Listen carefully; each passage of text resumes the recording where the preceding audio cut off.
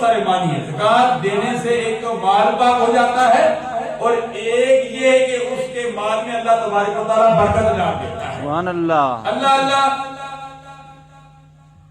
کسی عاشق نے کسی سے پوچھا، کسی نے کسی عاشق سے پوچھا کہ بتاؤ زکات کی 3 کون سی قسمیں ہیں؟ فرمایا پہلی قسم ہے جو شریعت نے بتائی ہے، وہ ہے شریعت والی قسم ہے. شریعت والی قسم یہ ہے کہ 100 میں سے 2.5 روپے اللہ کی راہ میں قربان کر دو. یہ ہے شریعت، یہ ہے شریعت کی پہلی قسم ہے. فرمایا دوسری قسم ہے طریقت. طریقت یہ ہے کہ 100 میں سے 97.5 روپے اللہ کی راہ میں خرچ کر دو، 2.5 روپے اپنے پاس رکھو. یہ ہے طریقت. یہ دوسری قسم ہے. پہلی قسم یاد ہے نا، 2.5 روپے اللہ کی راہ میں خرچ کرنا، اور دوسری قسم ہے طریقت، یعنی 2.5 روپے اپنے پاس رکھو اور 97.5 روپے 100 میں سے اللہ کی راہ میں خرچ کر دو. اور تیسری قسم ہے حقیقت.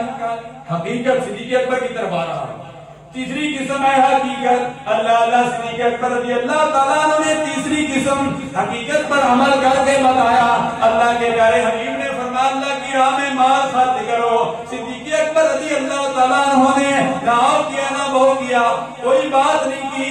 یہ نہیں فرمایا کہ میں تھوڑا مال لے جاؤں گا، آدھا مال لے جاؤں گا، یہاں تک کہ سوئی تک دیواروں پر ہاتھ پھیرا، سوئی تک سب کچھ اللہ کے پیارے حبیب نے تحیت و ثنا پر قربان کر دی. سبحان اللہ. اور صرف یہ حقیقت کی انتہا نہیں ہے، آپ نے حقیقت کی انتہا اس موقع پر بھی کہا دی. اللہ صدیق اکبر رضی اللہ تعالیٰ عنہ نے سانپ ڈستا رہا. فرمایا سانپ ڈستا ہے تو ڈستا رہے، میری جان جاتی ہے تو چلی جائے، لیکن اللہ کے پیارے حبیب کے آرام میں خلل نہ